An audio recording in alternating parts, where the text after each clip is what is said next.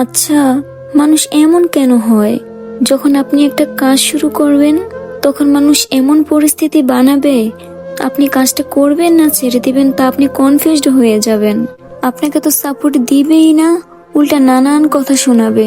আপনাকে ওই কাজে সফল হতে দিবে না, নানান ভাবে আপনাকে টেনে হিঁচড়ে নামানোর চেষ্টা করবে। দেখবেন একটা কাজ শুরু করতে গেলে কেউই সাপোর্ট করতে চায় না, কেউ একটু সাহসও দিতে চায় না, কেউ একটু মাথায় হাত দিয়েও বলবে না চেষ্টা করে যাও, সফল একদিন হবাই। উল্টো আরো মিথ্যে কথা বলে আপনার নামে বদনাম ছড়ানোর চেষ্টা করবে।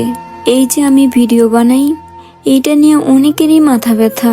মানুষ নানাভাবে আমার পিছনে লেগে পড়েছে। আবার কিছু মানুষও আছে যারা আমার মায়ের কাছে গিয়ে বলে আমি নাকি ছেলেদের নিয়ে ভিডিও বানাই।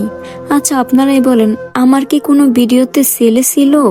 আমি কি কোনো ছেলে নিয়ে ভিডিও বানাইছি? একবার চিন্তা করে দেখেন মানুষের কি মন মানসিকতা, মানে কি পরিমাণ আমার পিছনে লাগলে এইরকম একটা কথা আমার ফ্যামিলির কাছে গিয়ে বলতে পারে। আচ্ছা আমার ভিডিও ভালো না লাগলে দেখবেন না প্লিজ, তবু এই ধরনের কথা বলবেন না। আমি যথেষ্ট শালীনতা বজায় রেখে ভিডিও বানানোর চেষ্টা করি। আমি জানি শালীন ভদ্রভাবে ভিডিও বানাইলে ভিডিও ভাইরাল হয় না, তবু আমি আমার মতো করে ভিডিও বানাবো, ভিডিও ভাইরাল হোক বা না হোক। যাই হোক, মনের চাপা কষ্টগুলো আপনাদের সাথে শেয়ার করে মনটা হালকা করে নিলাম। যদিও এইরকম ঘটনা শুধু আমার সাথেই নয়, প্রত্যেকটা কন্টেন্ট ক্রিয়েটরদের সাথেই এরকম হয়। আর যারা যারা আমার ভিডিও দেখতে পছন্দ করো তাদেরকে অসংখ্য ধন্যবাদ। এভাবেই আমার পাশে থেকেও আমাকে সাপোর্ট করো, দোয়া করো আমার জন্য। আমার জীবনে অনেক স্বপ্ন, যাতে সেগুলো আমি খুব তাড়াতাড়ি পূরণ করতে পারি।